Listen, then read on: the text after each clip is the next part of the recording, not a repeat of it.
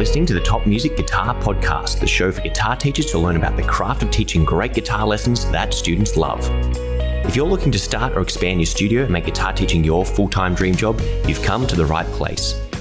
Each week, you'll get to hear from some of the top guitar teachers from around the globe and get their best tips and experiences so you too can build your own dream studio. I'm your host, Michael, and I've founded one of the top guitar schools in Australia, written a best-selling curriculum, and I mentor guitar teachers. I'm excited to share my expertise with you and the wisdom of all the experts we interview. Make sure to subscribe so you don't miss any future episodes. Let's get into it.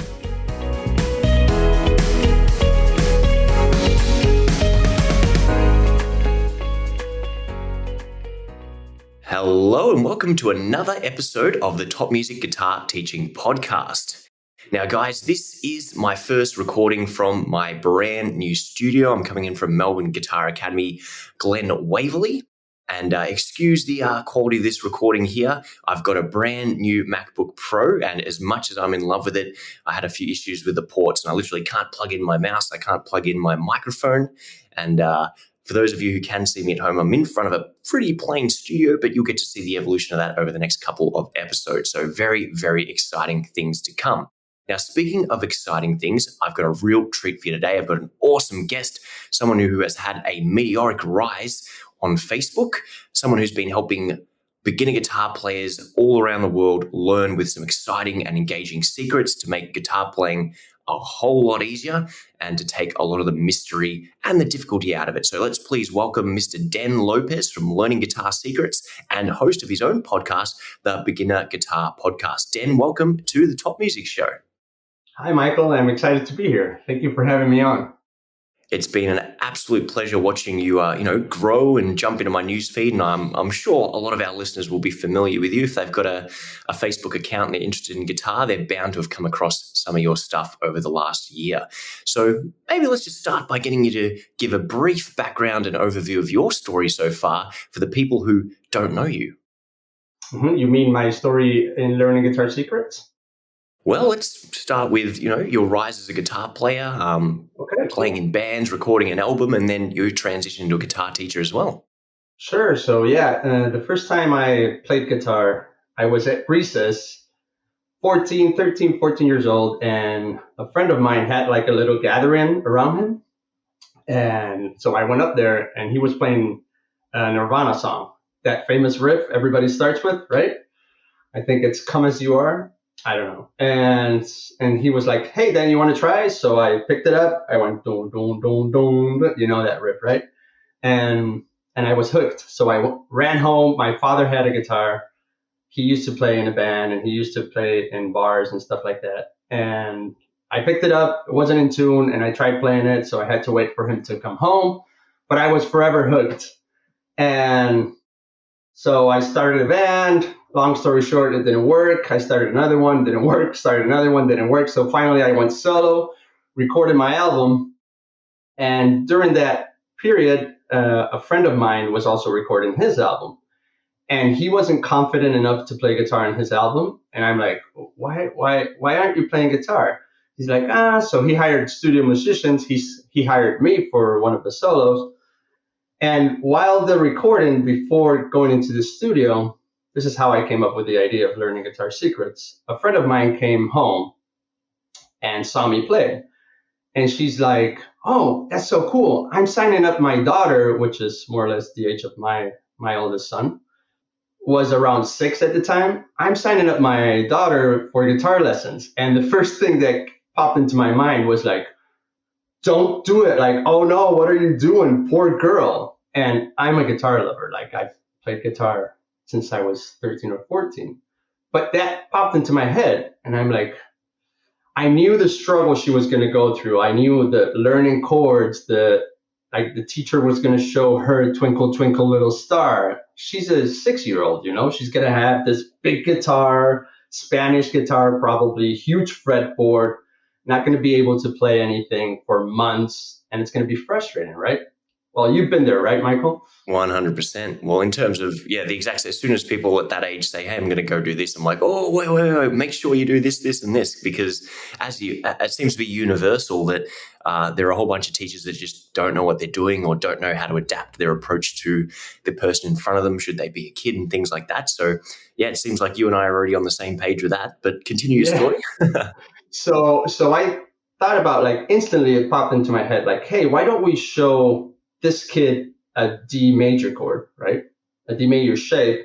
And then we can run that D major shape across the neck and she can play any major chord song, right? Like she can play thousands of songs just with that D major shape.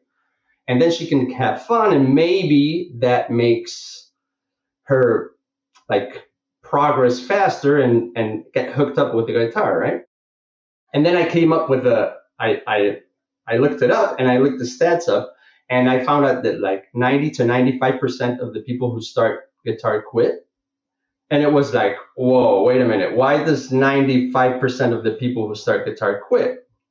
Is it the people or is it the way the guitar is taught that's making people quit, you know?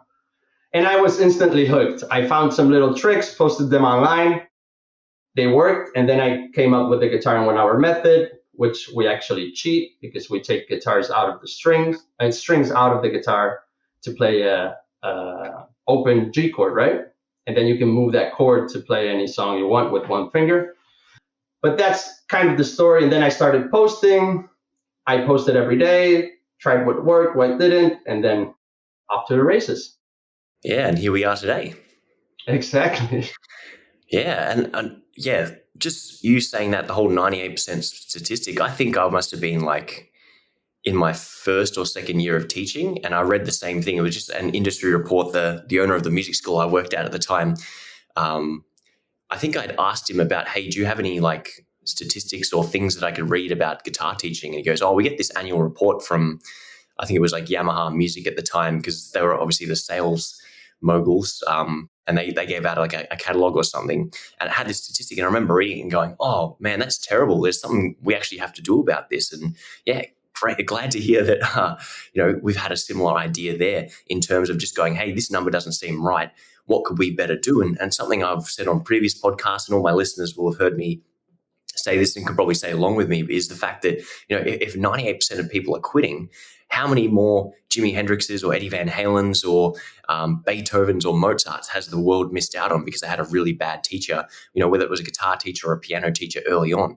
Music should be a lifelong, really, really fun, engaging activity that doesn't always have to be serious. We don't want to train all of our students to be like, little virtuosos or to treat them like professionals, but we can do just such a much better job of inspiring our students or finding what our students need early on and then nurturing them into long-term players. But I'd be keen to hear more about, what you did to action or to counter that statistic, because it sounds like, it's caused you to question the way of doing things, which so many guitar teachers just take for granted or go, this is the way it's been done for all time, therefore I'm going to do it. But it sounds like you've done something different and gone off in a different direction there. Well, you see, like what you just said, like so many times, let me see if I can frame this. We know so much information, like it's a matter of, and I don't want to criticize or critique other teachers because I think everyone can give something of value. But like we know so much stuff that we want to show off a little of what we know, and students just need like the next step towards what they really want. Like, for example, some students want to play songs. Other students want to become Jimi Hendrix. Other students just want to play Twinkle, Twinkle, Little Star. So the next step towards what they really want and not what we want, I think that's the important step. Like identifying. 100%. Yeah. And I think a great teacher is someone who knows what their students' goals are, what the student needs to get to those goals, and helps them take that next step. And I think, unfortunately, too many teachers are just either teaching what they think they enjoy because they want lessons to be fun for themselves, which is important. You do want to have fun and be fulfilled with your teaching, but completely to the detriment of the students. Or other teachers just go, yep, this is the way that I learned it, and that's how my teacher learned it from his teacher, and their teacher learned from their teacher, and that could go back thousands of years. But every other area of education has developed by leaps and bounds, every decade, let alone over the last 100, 1,000 years. And we wouldn't take medical advice from a doctor in the 20s or sports advice from a sports coach in the 60s. What we want is the most cutting edge, groundbreaking educational techniques. And unfortunately, a lot of teachers are completely out of touch with what's working and a lot of new approaches. And I've analyzed that, and I think it's like when I post, I'm in a lot of Facebook groups, and like I get a lot of heat, but I only get heat from experienced players. Like, you can't teach that. You can't teach that way. What you're saying is wrong. And it's not wrong. It is some of the things I teach are like wrong, but they're not wrong for my students. They're wrong for you that you're like level 10 and they're level -1, So it's just what they need to get to level 1 and then to level 2 and then to level 3. Of course, you know all the theory and all the, like, you've been playing for 25 years, but they haven't. So you got to speak at a level that they can recognize without all the, you follow Russell Brunson? I do follow. I've read his 3 books, yes. Without the techno babble, right? With all the blah, blah, blah, blah, blah, I know all this stuff. And then as soon as you start that conversation, the student goes, like, oh, okay, I'm out. Like, they zone out, But if you use language that they understand, then it's like so much quicker. It's like, oh yeah, I get it. Okay, next thing. Oh yeah, I get it. Okay, next thing. Okay, yeah, I get it. That's what I aim for. And I think it just comes down to, again, they've got a preconceived idea of how guitar playing should be and what you should be taught. But sounds like what you do with the D chord, I do a similar thing. And I'll explain to teachers in my Guitar Ninjas program and Top Music in the 6-figure program is, while most guitar teachers are trying to teach people what I would call level 3 chords, so I use something called the ladder system. And I say basically, level 1 is, if you're playing a chord progression, level 1 is a bass line. Level 2 could be power chords. Level 3 could be the 3-string movable triads that you're talking about. So you're talking about the D shape, which is the second inversion triad on strings 1, 2, and 3. Like, we can get 5-year-old, 6-year-old kids playing entire songs using the major and minor shape of any inversion. You only need to teach them one major shape and one minor shape, 2 movable chords, and the notes along either string 1, 2, or 3 to reference. And all of a sudden they can play any song, including sharps and flats. And that is significantly easier than trying to get them memorizing 7 to 10 different shapes and then trying to coordinate 3 or 4 fingers changing at the same time. It's just too overwhelming.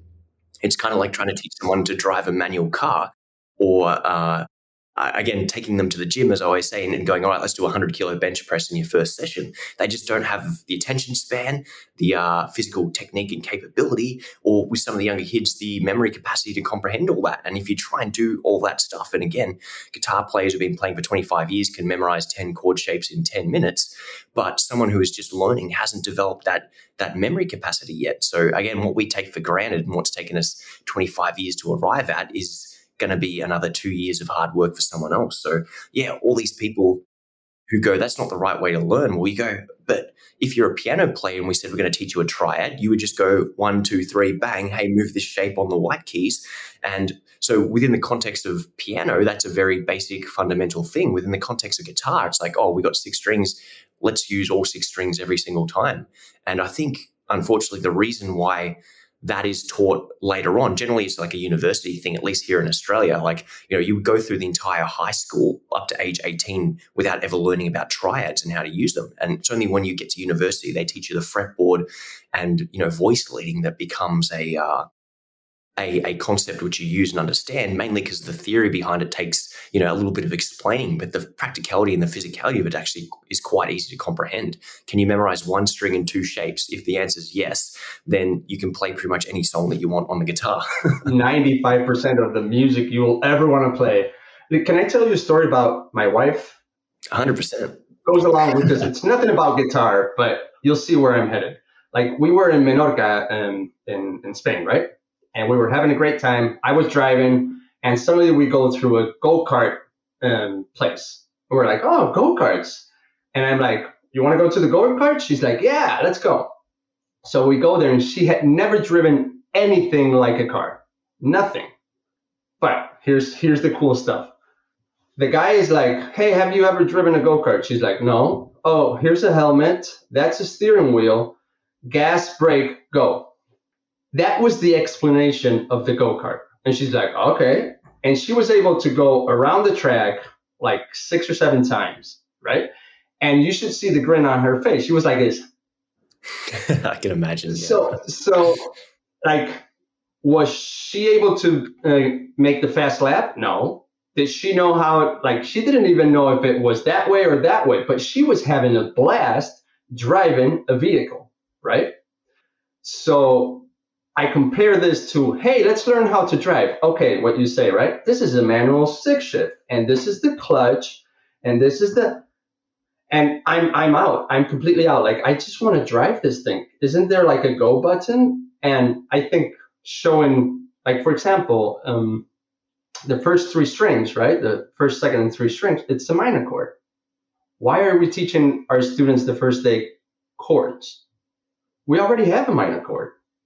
We don't need to learn chords. Now we can learn to play music with the chord that's already made for us in the guitar, right? You see where I'm headed? And also, like, for example, chords. We teach our students, hey, let's learn the open chords. And then we think that a chord is like a thing, like a shape, like a something that's, and then you get this, for example. You get this. And then you think you got to memorize all your chords. But if you teach the other way, like we're saying, like, hey, get a D shape and move it across the neck. With piano, it's very visual, right? Now you learn that a shape creates a chord, and that chord is movable to create all the other chords. Suddenly, cage system isn't something, ooh, suddenly cage system you learned it the first day, right? See where I'm headed? 100%. Yeah. So teaching chords is like, I get a lot of heat of this, but like, don't learn open chords. And people are like, how can you teach this? And I'm like, learn shapes, learn open shapes.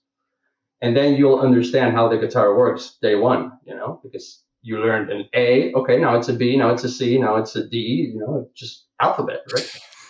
So I'm just having a laugh at to myself, because I know how much you must just infuriate people online and how much hate that. But I love it. I actually do it on purpose. Like, I'm going to write this headline. I'm going to get a ton of hate. And I post it on a group, and it's like one after the other. But the beginners are like, you just blew my mind. Like, I remember when I first started out in guitar, I thought that E and F were like separate things, like that I thought that a B and an A were like completely separate stuff, and that I had to learn a B7 and a C7. And like, and when I put it all together, I'm like, I wish I knew this the first day. It would have been so much easier to visualize, like to understand guitar as a whole, and music as a whole. 100%. And even that's just like, I can tell you right now, like I've always known the cage system, but the way you're explaining it now is getting me excited to go, hey, we have been teaching this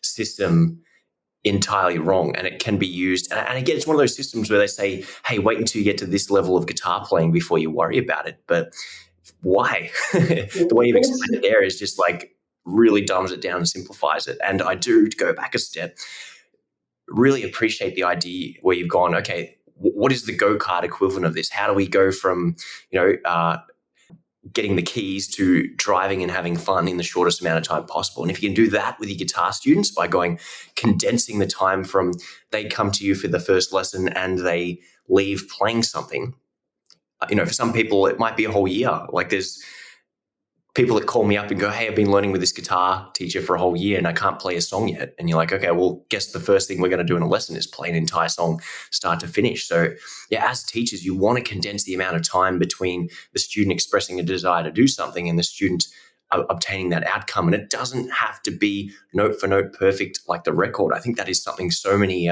teachers get wrong, is making the mistake of thinking it has to be like it does on the record, or it has to be played the same way that Slash plays it, But again, what you heard, Slash started playing guitar when he was 10 or something. And then the first Guns N' Roses record came out when he was about 20, 21 or thereabouts. So again, there's at least 10 years of hard work before anyone And heard playing like the 12 outcome. hours a day. On top of the fact that he just played the absolute crap out of that guitar and developed into the player that he is. So it's so awesome and refreshing to hear this. But why don't you tell us a little bit more about creating inflammatory headlines? Because unless you've got a whole bunch of people hating on you, you're not even successful unless you have people angry and out to get you. And I won't say making enemies is the right word, but if you're inflaming people, you're igniting that kind of passion where they want to prove you wrong and argue. They just end up doing all the promotion work for you. That's completely right. I love it. And you got to be, if you read Russell Brunson, he calls it the prolific zone. Like, you can't be totally crazy. Like, hey, play your guitar without strings. That's stupid, But you can't be in the mainstream, because then it's what everybody does, and it doesn't really work, like we said, right? 95% of the people quit. So there has to be like a somewhere in the middle where we can spike it up, and maybe only 60% of the people quit, or at least not. Like, for example, I had a student and I showed her the guitar in 1 hour method. Took the first string out, the fifth string and the sixth string. Now you're left with an open G. You can play any blues, Johnny Cash, whatever, Beatles, And she didn't progress from there. But she can pick up her guitar at any party and play songs. She's got that for life. Maybe 3 years from now, she'll pick it up again and try to play minor chords and try to play bar chords and progress from there, But at least she has an opportunity.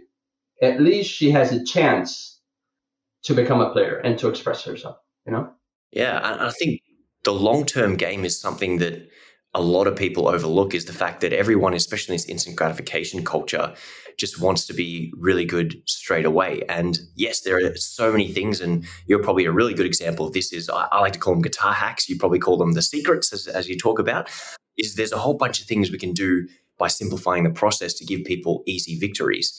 But on top of that, we do want to say, hey, we've got to be realistic that we've got to build towards this over the next 2, 3, 5, 10 years. And hopefully 30, 40, 50 years from now, you're still going to be playing guitar. And I think that's something, again, that teachers lose sight of, is the fact that we may have our students for a long time on their journey. We may have them for only a small amount of time on their journey. But what can we do to make their journey with us, that time there, memorable, fun, enjoyable, and to give the students everything they need to ultimately be independent of needing us?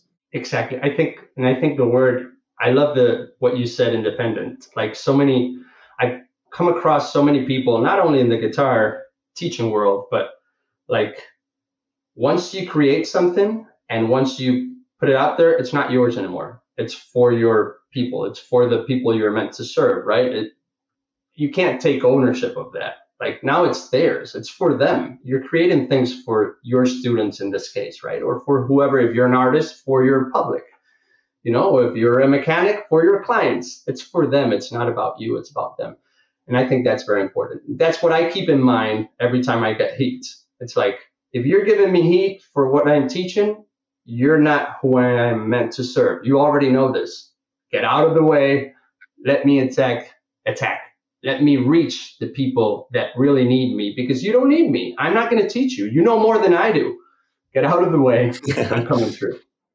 That's it. That's a really, really good way of explaining it. And ultimately, a lot of people online and some of the teachers listening to this, they get worried about haters or trolls or people like that. But at the end of the day, those people are never going to buy anything from you anyway. Those people are never going to say anything positive. And, some people just aren't happy unless they're complaining. So just do what you got to do. Reach the audience you're trying to reach. Don't let anyone, haters especially, stop you from getting through to your audience and helping people. And if you know in your heart that you're doing good work, that you're helping people, and even if you're going completely against conventional wisdom, if what you're doing is working and you can help a lot of people, that will hopefully become the conventional wisdom of, the future of the next 5 years or the next 10 years or, the next lifetime of students. And, how many times recently have we been given one bit of advice and then 6 weeks later it's completely wrong and they've changed the story and the tune? I can think of a couple of recent examples in the last 2 years, especially. But, how many things have you taken for granted and then you find out years later that it was completely wrong or new research comes out? So yeah, if you Bluefish, for example, right? Remember when bluefish was like the omega-3, like you gotta eat all bluefish, and now it's like, it's not really that good for you. Yeah, remember when smoking was good for you? Exactly. Yeah. But yeah, I find coming back to what you said about haters and stuff like that, like if I can give a word of encouragement to teachers that want to test things out and have ideas that they think can work, but they're going to get a lot of heat, is that like if you can, I heard this once, you gotta concentrate on the people that are swimming towards you. The story, maybe you've heard about it, like when a ship sinks and there's people like drowning in the sea, right? And the helicopter comes, they only save the people that are swimming towards them. They don't care about anyone else. They can't save everyone. They only save the people that are swimming towards them. So look for those people. Like if you have something that's in the crazy zone and you put it out there and someone swims towards you, focus on them. Don't focus on the haters because they are loud. They can get in your head and make you stop. And ultimately, what you have to offer is probably good. So that's like shooting down the rescue helicopter. Don't let anyone shoot down the rescue helicopter. It's got good work to do. that is such a great analogy, and I hope all the listeners are writing that one down. Great it's not advice. mine, by the way. I'll look it up. I'll let you know whose it is. Well, great advice for business, but also great advice if you do find yourself in the ocean and the helicopter comes. Exactly. Swim towards the helicopter. And if you see a shark, punch him in the nose. Just all that sort of stuff. Exactly. Yeah. Now, you've mentioned, obviously haters and posting headlines that may, just get attention and rustle a few jimmies, rile people up one way or the other. What are some other things you've done? Because literally, you came out of nowhere, and I think I saw you had 1,000 likes on your page, and it was 5,000. And last time I checked, it was 10,000 or thereabouts. So you've had a meteoric rise. What have you done intentionally to build that social media following? I've done it all organically, and what I've done is publish every day, actively. Like really think my posts, really do research, go into groups, forums, anything I can find that is like spiked my attention. And then I spend maybe 2 to 3 hours per post per day, just thinking about like really, because I focus on beginners. So like, what are their pains? What are their struggles? Like, what are they thinking when they're holding their guitar? Why does this not make sense, right?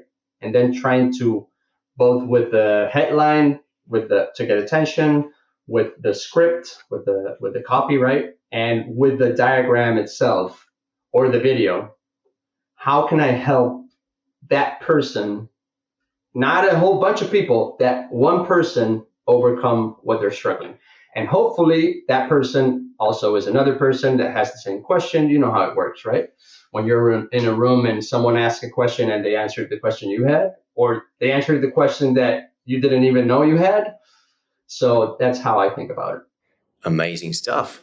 And are you teaching like 100% exclusively online and being a content creator, or are you still running like offline lessons and offline? I do some, I do offline to like locally. I teach in English and I live in Spain. So that's like kind of I don't get a lot of Spanish students. And I do teach online through Zoom, but mostly is through my courses. Yeah. Awesome.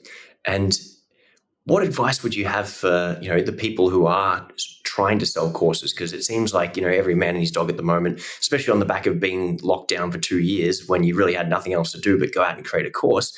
For those who want to create a course or have created a course and can't get it off the ground, what advice would you have for those listeners there? Because I'm sure a lot of our listeners, have dabbled or entertained the idea. Yeah, get a coach that knows what he's doing.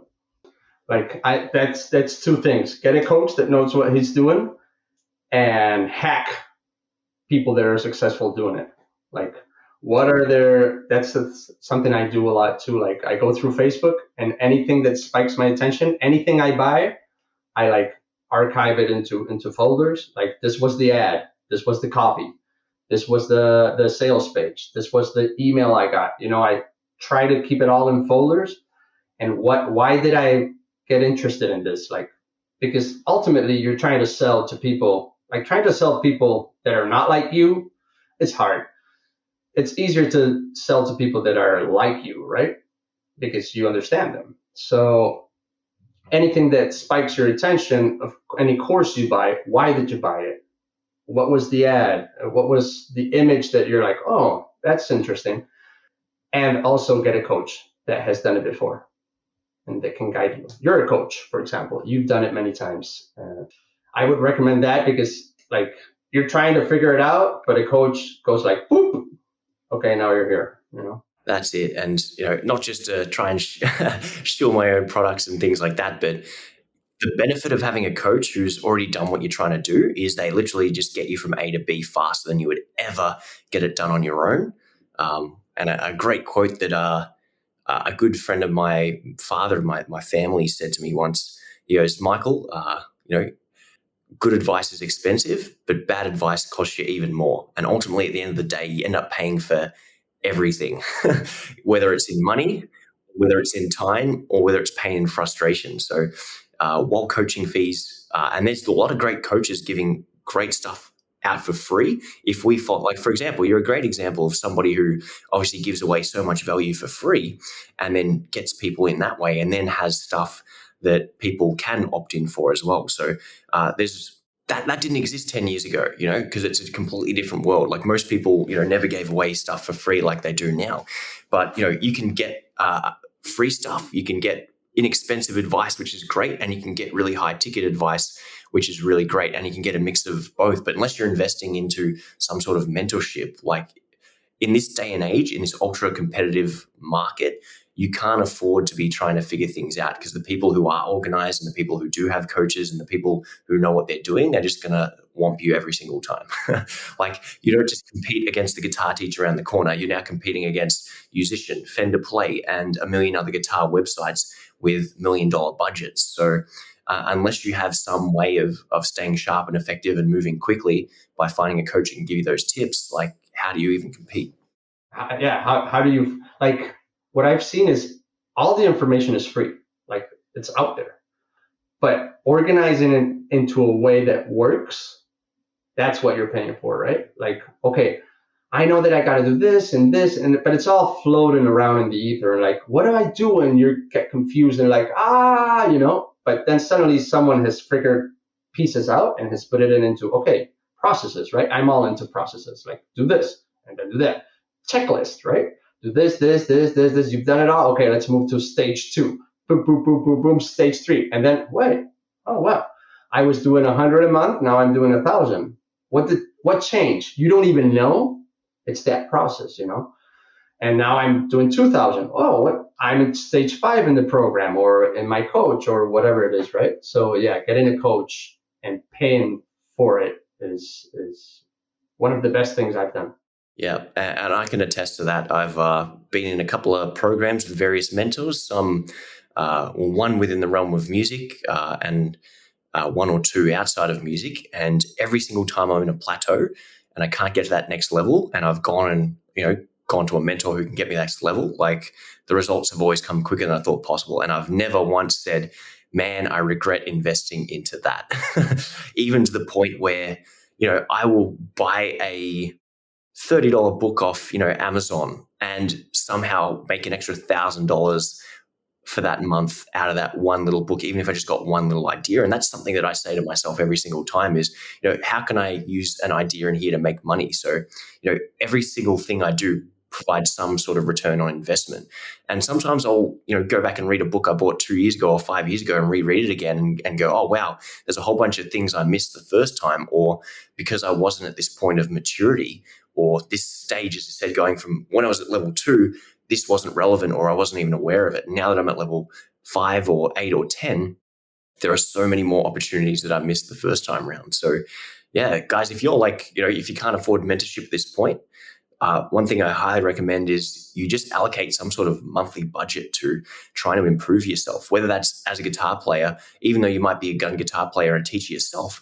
Are you still getting a teacher who's higher than you and better than you? I'm getting lessons from Scott Henderson at the moment. He's absolutely kicking my butt on the guitar. Like, I thought I was good at guitar, and then, man, he proved me wrong.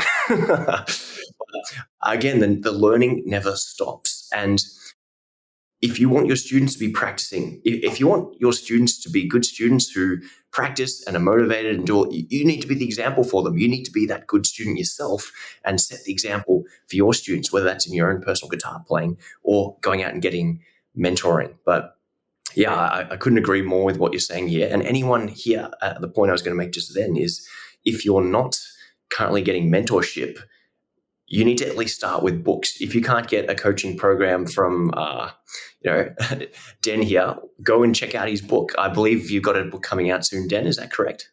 Yeah, it's a playbook. It's like a compilation of the most engaging posts, the ones that got the most. Oh, now I understand it. Like the ones that put two pieces together and make guitar understandable. I put them all in a little playbook with explanations and a little training that goes with it, which is very cool. Awesome. And where can the listeners find that book or get it when it comes out? It's by the time of this this airs out, it's going to be out. You can get it for free. It's not like you got to print it out. I'm still working on how to send it and stuff like that. But you can print it out as a PDF, and you can get it at learningguitarsecrets.com/free. Awesome. So write that one down, guys. And we'll, of course, make sure we put that in the link to wherever you're listening to this podcast. So we'll have a link straight to that. And again, that's an example of there's some free stuff out there. Get started with the free stuff.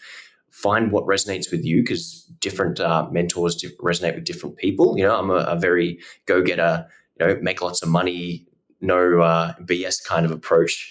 And that works great with the kind of personalities that match mine and resonate. Tim has got lots of great programs. Johnny from Builder Music School has lots of great programs. There's no shortages of mentors out there.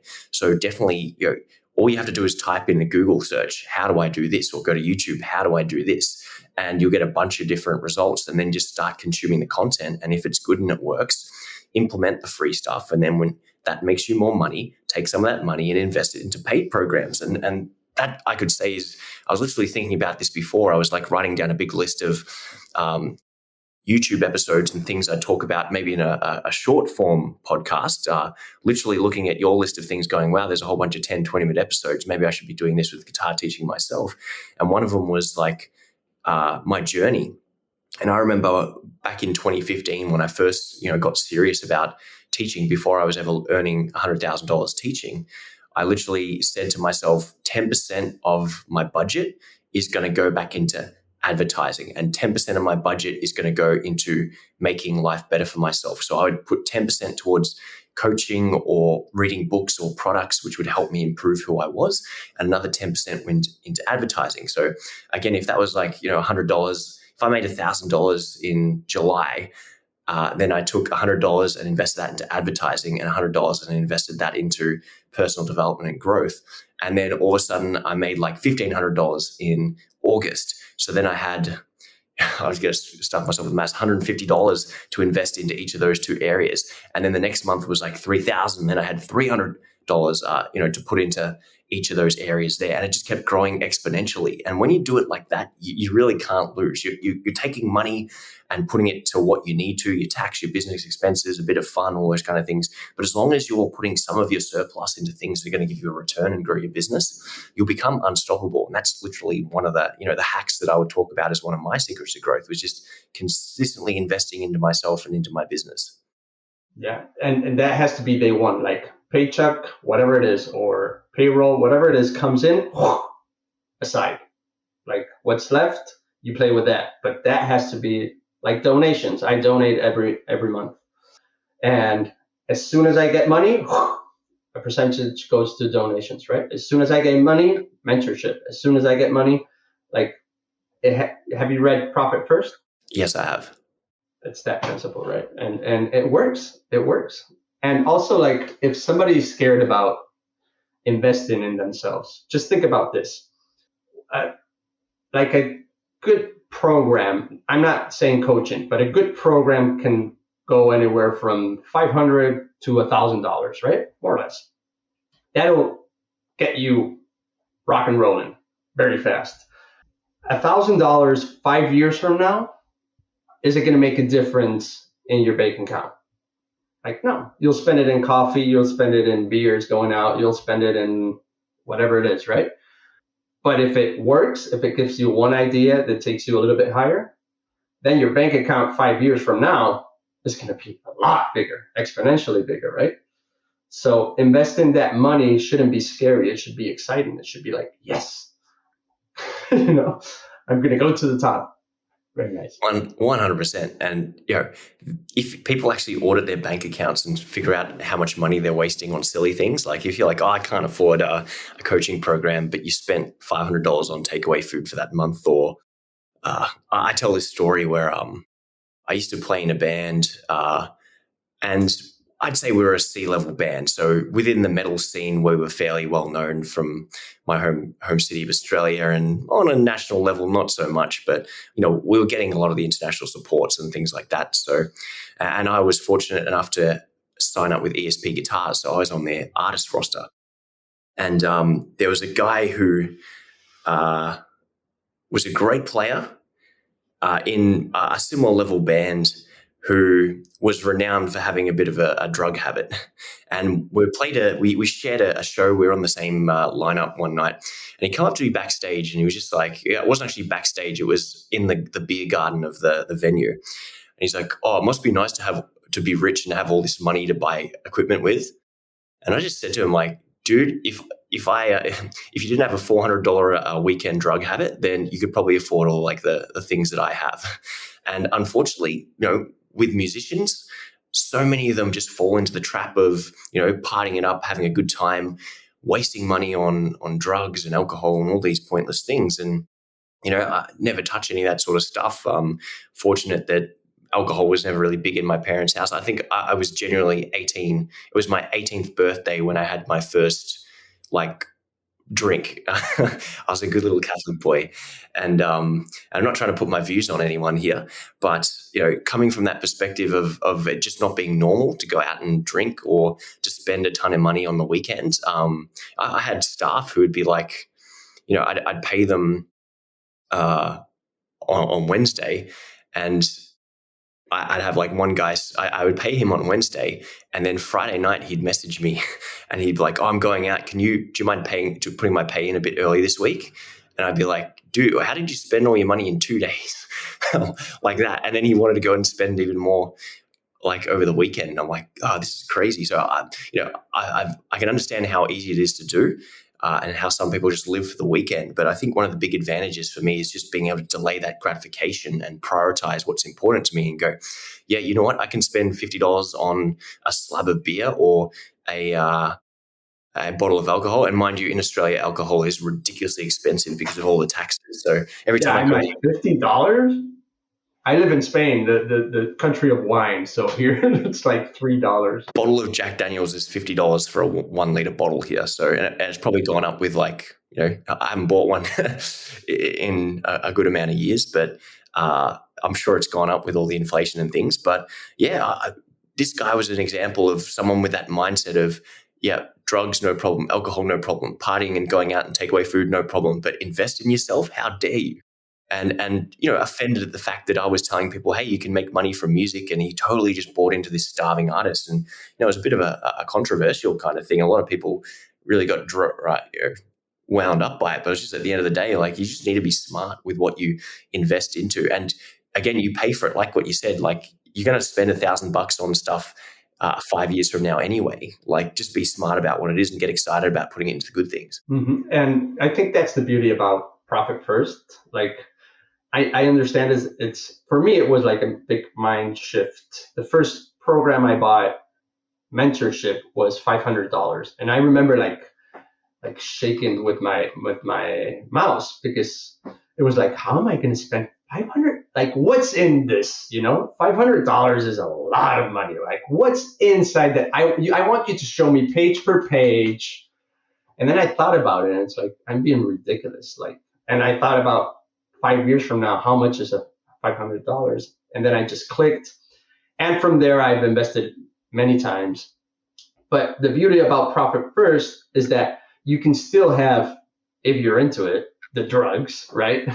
Because, yeah, because some people are into it, but like you, as soon as the money comes in, you already set aside it for investment, and you set aside some fun money. It can be drugs, it can be going out with your boyfriend or girlfriend, it can be like spending time with your kids, whatever it is that brings you enjoyment.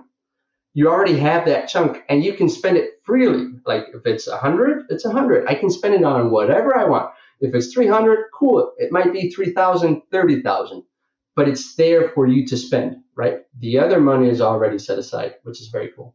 Yeah. Oh, 100%. And it's just, I'm a very frugal person. And for me, I totally understand there's some things you need to buy, some things you need to treat yourself with. But there's nothing worse than someone who has a $10,000 to $15,000 guitar collection and can't play because they think guitar lessons are a scam or that lessons are a waste of time and money. And I'm sure everyone listening to this knows that one person or that one student who, again, does not blink an eye on dropping $3,000 for a new guitar or $5,000 for a new Les Paul. But then they say, oh yeah, $50 for a lesson is too much, or $100 for a lesson is too much. So, and that's where it's important to be persuasive and help people see the value. And again, some of our listeners, guys, if you're going, oh, what the hell are these guys talking about? We're deep into entrepreneur zone. And hopefully if you listen to this going, what are they actually talking about? You will realize that if you're at the beginning of your guitar teaching journey, that's like the level 1 you. And I often like to think of life as a video game, except that every time you invest into yourself, just like I used to play a game called RuneScape and also World of Warcraft, which I'm sure a couple of people can relate to. But you play like an Dungeons and Dragons style video game or an RPG game or whatever. There's a warrior, there's a wizard, there's an archer, there's a bunch of different characters. And yeah, the wizard has magic skills and intelligence, and the warrior has strength skills and combat kind of thing. When you're an entrepreneur or a music teacher creating a business, there's lead generation skills, there's communication skills, there's investing skills, there's financial offense and financial defense skills. There's your teaching skills. There's your arsenal of techniques you use to explain things. These are all levels of your own character you have to invest into developing. And all the business stuff, you have to read books, go to seminars, do programs, work on it daily to improve, and then get in the trenches of your business. How you get good at calling people and having great conversations is to do 1,000 phone calls. If you want to get good at teaching people, you have to teach 1,000 lessons. I've said this on other episodes of the podcast. The reason I got so good so quickly is because I had 142 students, which I taught every single week for almost 12 months straight. Was that sustainable long term? No, but like 142 every 10 weeks, I was teaching 1,000 lessons or thereabouts, teaching 1,000 people to play guitar, and that was every 10 weeks. So that's 4,000, close to 5,000 lessons in a single year. That's more than what most people do in 5 to 10 years of teaching. That is how you get good very quickly, just by the sheer volume of repetition. But if you could take one thing away from what I'm getting at, we'll get back to talking about guitar teaching now. It's treat life like a video game and get addicted to the process. If I'm in RuneScape killing goblins, sometimes that was a grind, but I know every goblin I killed was 20 extra experience points. And after I killed 100 of them, I would level up and get a new skill point. Then I'd have to kill 120, then I'd have to kill 150. It kept on getting longer in between. Same thing with World of Warcraft. I'd go kill 100 spiders in the forest or whatever. But if you're doing that with real life, every lesson you teach, every phone call you make, every financial or business decision you do, just builds on your experience. And just like in the video game, you have to get to a certain level before a certain ability unlocks or a certain area of the game opens itself up to you. And that's some of the things we've been talking about the last 5 minutes that people are going, oh, what are they talking about? This is just so beyond me. You will get to this level in your business or get to this level in your teaching. You just need to keep on investing into yourself, whether that's time or that's money, or it's definitely going to be energy, but you'll get there. Yeah, I don't know if you follow Steve Larson at all. Steve Larson. Oh, no, I'm thinking Well, of James Larson, the he jazz has a guitarist. quote. He's Yeah. like, how is it? It's money is faster than time, or uh, like there's if you get money, you can buy time for someone's experience, for someone's knowledge. You can buy that from him, like a book. What you said, right? Investing $15 into a book. Writing a book. I mean, first you're condensing like 10, 15, 20, 25 years of experience into a book. And then it takes what, a year, 2 years of writing, rewriting until you get it right. And then you buy it for $15. It's ridiculous. They should cost 500, you know? $15. And you've got all of this person's knowledge inside of there for you to consume for $15, which is, to me, is incredible, you know? And why wouldn't I spend $15 to get into someone's brain, right? 100%. And the right $15 in the right person's brain can literally give you a return of hundreds, thousands, tens of thousands, hundreds of thousands. I'll keep this as a secret. Like, guys, if you want to know which book that I read that 100% is responsible for me making my first $100,000 in a single year teaching guitar, shoot me a message, michael@topmusic.co, or reach out to me at Michael Gumley on pretty much any social media platform, and I will happily tell you the answer to that. And I can guarantee you there is one book that I read which instantly translated. I'm not going to tell you right here, right now. You have to reach out to me. Give you a bit of a tease there, but one definitely exists, and there might be a book out there for you. This one definitely resonated with me, and I'd be happy to share, all my top business book recommendations or even guitar teaching book recommendations. Awesome. But That Dan, would we be got a to get. great podcast. Well, I'm sure, yeah, definitely. Podcast, YouTube episode. That one will definitely come down the pipeline. But Dan, I noticed before you said, you get up and sometimes you think about, a single post for 3 hours, whether that's the writing it, the reflecting upon it, the posting it, and the constructing it. And then I guess you've got to sit there and respond to it as it goes live and all those things. But what does a typical day in the life of a online content creator look like? It's lonely. It's very lonely. I wasn't expecting it. Like, I'm getting very sincere here, but I actually put on my calendar, like, call my friends, because when you're sitting in front of the computer every day, like, you interact with people, and now we're talking. Now this feels like a friendly conversation, and I'm having fun, right?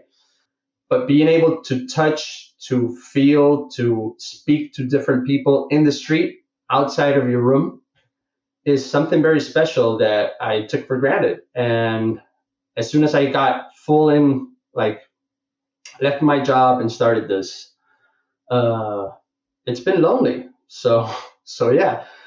You want to know my routine, or you want to know what I feel doing it? Well, I'm not in a hurry, so if you've got time, we can talk about both.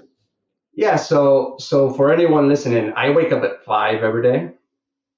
So I have some free time for myself, and and yeah, I wake up, read Think and Grow Rich. I've read it like 4 times already. I just reread it, and every time, that's what you said earlier, Michael. Every time you read and you're in a different level or a different state, you pick up different things. Like, things I underlined, they make no sense, and now I underline new things, right? So I read that, and then I go into the studio, into this, I call it the closet because it's very little. And I just look at things I already have prepared, do some research, and I write my post. I share it with the groups I like sharing, and I write to my email list. And then I take my kids to school. That's like my morning routine. And then I go into the coaching program. I respond to all the messages. That's a whole other story. But yeah, I spend like 2.5 hours, like, reflecting about what I want to give to the world that day. That's awesome. And I'm a big believer of the 5 a.m. routine. Get all the important things you need to do done at the start of the day, and then you got the whole rest of the day to do all the other stuff. And I think that's like, post every day, because it's free. I mean, you've got a publishing platform. Like, people are seeing you, and you don't need radio, you don't need TV. It's like, it's very powerful. And not only that, you'll find what resonates with, like, I posted things that I thought were going to blow up, like, I'm going to kill it. I'm done. Game over. This is the mecca of posting. And it got like 2 likes. And I'm like, what? And then I post something ridiculous and it explodes. So you got to expand on that. Like, take what's working because that resonated with your audience, right? And expand on that and get what's not working. Don't delete it. Just don't pay so much attention on that. Just do what's working. And like my diagrams, you've seen my diagrams, right? Like I was just messing around because I didn't like the diagrams online. So with Canva, just trying different colors, posted it, boom, exploded. Okay, diagrams work, visuals, I got to focus on visuals. Boom, boom, boom, boom, boom, boom, boom. And now I've got like over 150 diagrams in the folder, so yeah. Yeah, that's awesome. And I know some people are just itching to hear little things like that, but did you find a particular color combination worked really well for you? For some reason, I picked orange one day. I don't know why. And it stuck with me. I like orange, I like blue, and I like red. Maybe because I'm from Barcelona and it's the colors from Barça here in Football Club Barcelona, So yeah, I don't know. I use red, I use blue, I use orange, and mostly white backgrounds and stuff like that. Awesome. Yeah, I always get like asked like what's the best. I used to get hung up on this as well. I heard just somewhere that like IBM Blue is like the best converting. And if you've ever read any of the Russell Brunson stuff, they're always talking about what color does the button need to be. I think sometimes there's definitely a science, whether it's just subconscious human psychology or whether it's whatever it is, to buttons and colors and things like that. And other times you just need to get the vibe that works with you and matches who you are and resonates with your audience as well. Mm-hmm. And I think more than buttons, colors, copy, I mean, that's crazy stuff. And you can split test and do all kinds of stuff, right? But I think what really hooks people in are stories, and stories that they can say like, yeah, you understand me, like what you're saying, I'm feeling. And if you can create that, they don't care about the button color. They don't care about how big the font is. It can literally say, who said that? Like, I'm going off topic, but yeah, if you can find a story that resonates with who you're targeting, that's very powerful, I think. And I did have a question coming up a bit later about, what do you think it is you're doing that's resonating with so many people? Or why do you think what you're doing resonates with so many people? Is it because you're telling stories and engaging them? It's because, like, I learned without any mentoring, without any teaching, without any courses, I just figured it all out. Like, for example, let me tell you this story. I was playing with my uncle at a party. Tell me the story. Another story. Let's see if someone resonates with it, right? Yeah. I was playing at a party with my uncle, and someone like said, "Hey, can you play this song?" And my uncle said, "I don't know the chords to the song, but yeah, just a second." So he started looking for the chords, and I'm like, like my uncle has like this brutal musical talent, musical gift. He was born with this. I used to feel like he started looking for the chords using the 6th and the 5th string, obviously, in bar chords. Easy, right? But I didn't know that an F was the same as a G, was the same as an A. Like, I didn't know you could do that. And I was just staring at him like completely amazed at what he was doing. And I didn't get those pieces together for years. So like I really felt guitar stupid. Like I could play amazing solos, but I didn't know why I was playing them. Like I knew one scale. I knew the A minor pentatonic scale in one position. And because almost everything is played in A minor, it worked almost every time. And because it's very close to the E minor pentatonic also, it worked in almost any song. But when it didn't work, I was like, okay. And I didn't know why. And I didn't know why for many, many, many years. So I know how difficult it is, how abstract the guitar is for a beginner. I really, really, really know because I played for many years without knowing it. And when I put it together, it was like, how did I did not know this? But I'm going to be sincere here. It was many years, like many years. Like we're talking 10 or 15 years into my guitar playing that I didn't go like that, you know? So Yeah, I think that resonates with my people. it definitely resonates with me. I'm sitting here right now going, yeah, I reckon it was like 3-4 years. I was in my second or third year of university studying music before, like string 5 and 6 are all the root notes and just apply one of the two bar chord shapes. And I'm like, man, it used to just be an entire mystery. I would be like, how does this work? Or I remember it taking like 2 weeks to memorize a song. And now it's just like, I was thinking about it the completely wrong way. I was trying to memorize individual things as opposed to just thinking of a progression and applying the shapes, as you said. And as soon as I did that, and the thing that our students never understand, you might even say this to your students, I'm sure some of our listeners do, is like, when I learned this, it was so hard and it was never explained to me this way. And it used to take me like 2 years to figure this stuff out.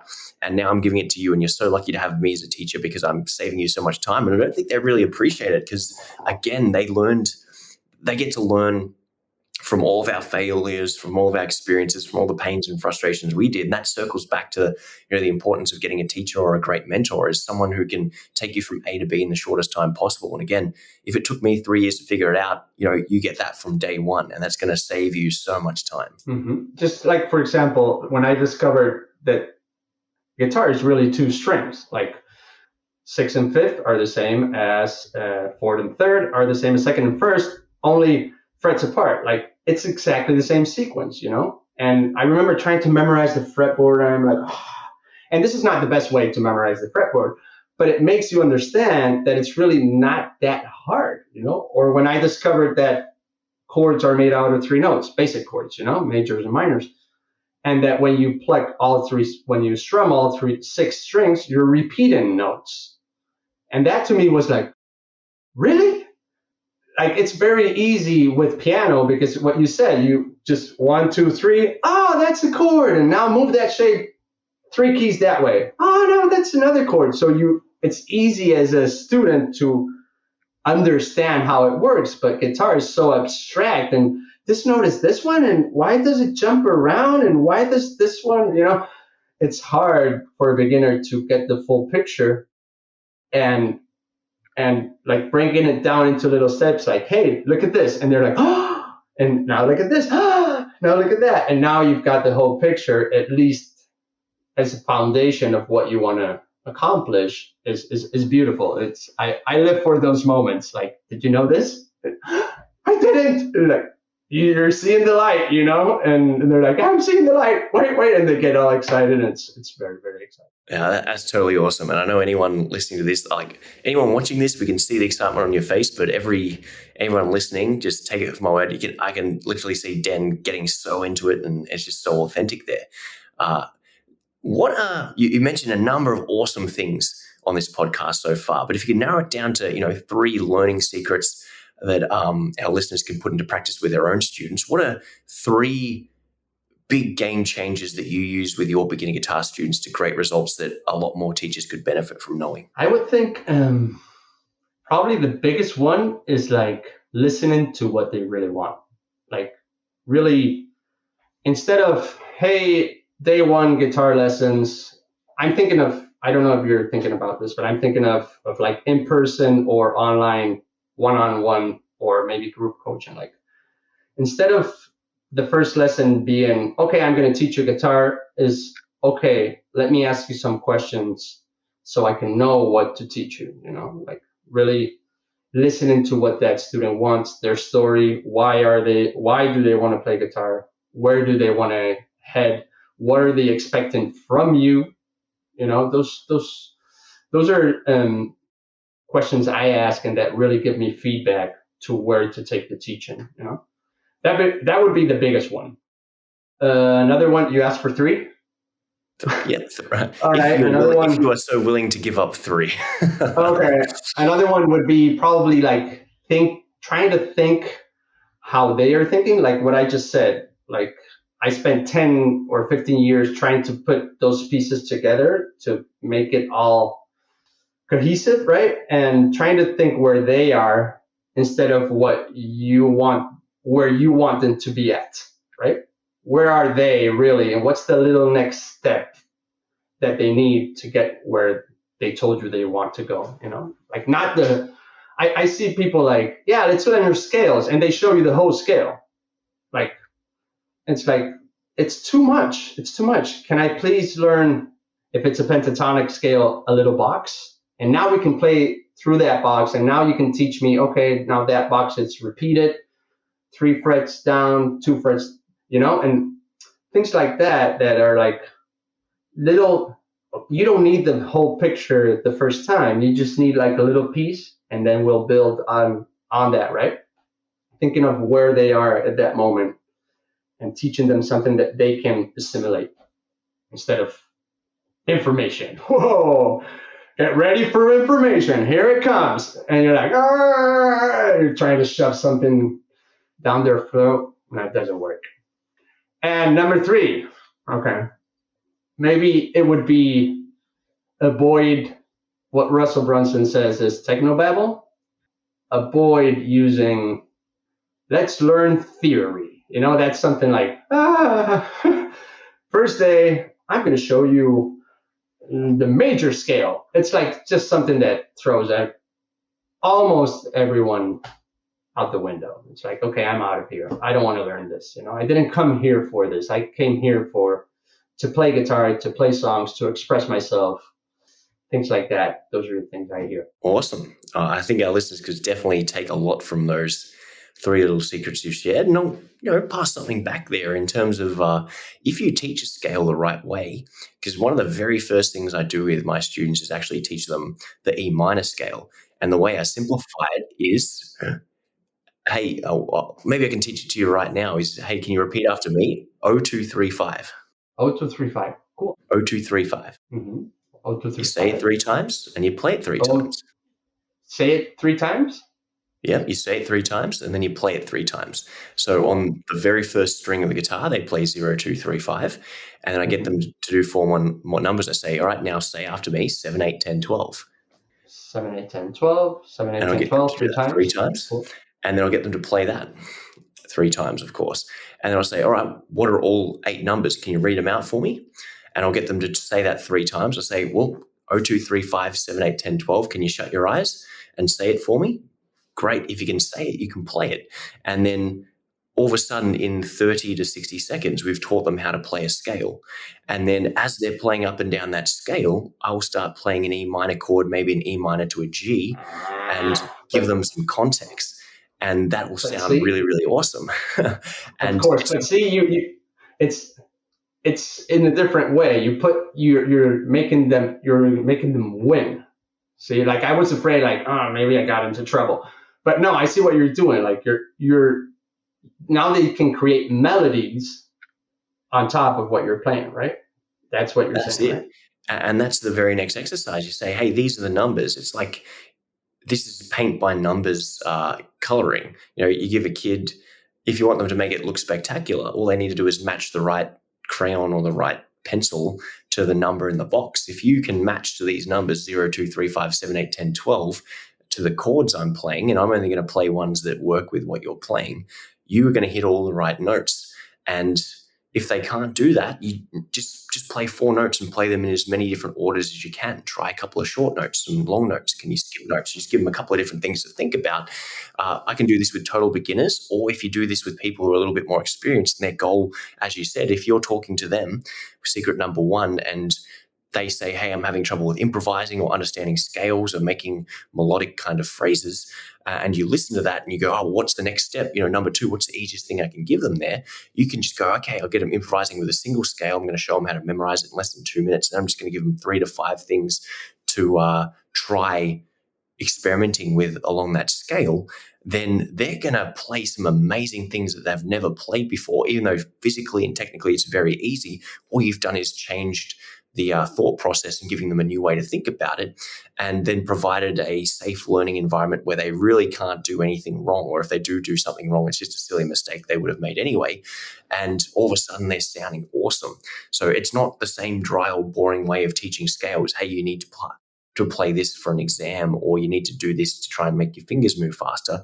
It's before, I think I was 6 years into my playing when I realized that, you know what, rather than playing to a metronome with my scales, I should have been trying to be as melodic as I can with these scales. And if you can do that with people, whether they're beginners, intermediate, or advanced players, it makes a huge difference straight away.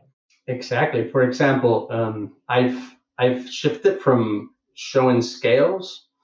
The first time I saw this with a friend of mine, he came over here and we were playing right here. And we're like, hey, I'm going to just play a chord progression. And he started playing, and he started playing like scales, but like straight scales. And I'm like, what are you doing? And he's like, I'm playing a solo. And I'm like, no, you're not. You're playing scales. So now what I teach, very much in the fashion of how you teach, when I'm trying to teach rock and blues and stuff like that, I just teach them first I teach them one note and what you can do with the note, like bending up, bending down, like sliding to the note, sliding down, in different times inside of the song. And then I show them the little box, the house box or just the square box, and how to squeeze all the juice out of that little box, because now you're saying something with your playing. You're not only going, you can do that very fast, but it really doesn't say anything. Whereas you can bend a note maybe on beat 1, or you can bend it in beat 1.5, or you can bend it in beat 2. It completely changes what you're saying and makes it like more juicy. Now suddenly you're playing music. You're not playing scales, Yeah. The reason I teach the way I do now is because I used to play the way that your friend played. And that's literally how I played for the first half of my music career, until it just, why am I doing this wrong? Because how I practiced is how it came out in my playing. And when I started practicing more melodically and phrasing and paying attention to all that stuff, then I started to sound more musical. And through no fault of anyone's, apart from just, you'd read in magazines, practice these to get faster, or practice this way. And just how many other students the world over, or guitar players, were doing the exact same thing I did. So many. And that's, again, coming back to it, why it's so important to us as teachers to come up with better ways of doing things and to educate our students, is to go, all right, what are the goal here is? What are the goals they have? What are the problems they have? And by listening to what they said, as you said, they will tell you everything that you need to keep them long-term as a student. If you listen properly, they will tell you all the things they need help with. They will show you unknowingly all the things they need help with. If you pay attention, you'll be able to figure out, they're holding the pick wrong, or that they breathe funny, or their posture's terrible. All you need to do is pay attention. Exactly. And sometimes it's hidden. Like, they won't tell you, I want to play like whatever, Eric Clapton. But they might mention Eric Clapton. That's like, okay. If you just mention Eric Clapton, it tells me that figure is important to you. So let's shift it to what he's doing. Shift it to what what can I show you that grabs your attention, and then you're going to be happy, right? Many people, I know I suffer from this. I really don't know what I want many times. Like, they ask me, what do you want? Oh, I never thought about it, But if you enter a conversation with me and you're paying attention, like you said, just by me answering questions, I might say it to you in a stealth mode, Like, I might mention Eric Clapton, and Eric Clapton is someone who I look up to and someone who I've studied. So yeah, if you get where I'm headed, right? 100%, yeah.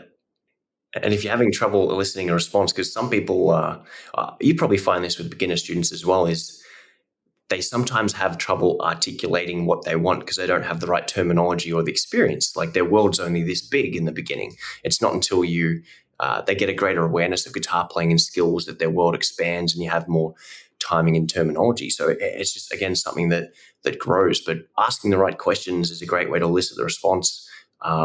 Sometimes giving them some pre-selected ideas, like if you can't elicit it from them, if they can't articulate, you say, well, who's your favorite player? Or if you could sound like anyone, what would they be? So there's a couple of different things coming up like that. But we have been going for an enormous amount of time there, Dan, and I do appreciate your time. So is there any final pieces of wisdom you can put on our guitar teachers at this point in time and our listeners? Just publish, publish, publish, publish, publish. All the time, every day. Go live, ask questions, just test everything. That's like my biggest advice. Just test quotes, test diagrams, test live videos, test pre-recorded videos, test everything till something clicks, and then run with that. That's absolutely fantastic stuff. So, Den, thank you so much for coming on the podcast here. Where can our listeners find out more about yourself, your podcast, your learning guitar secrets? Where can they hit you up? Yeah, you can. I'm super active on Facebook, so you can search for my profile, Den López. That's my personal profile. I'll be happy to chat there. And you can also check out my page, Learning Guitar Secrets. So guys, you know where to find the man. Dan, thanks so much for coming on. I appreciate your time. I appreciate all the wonderful knowledge and experience that you've shared so far. And we'll look forward to having you on sometime in the future. So guys, go check him out. Thanks so much for coming on. And guys, thanks so much for tuning in to another episode of the Top Music Guitar Podcast. We'll see you in the next exciting episode. Peace out. Thank you, Michael. Thank you. It was a pleasure. Bye.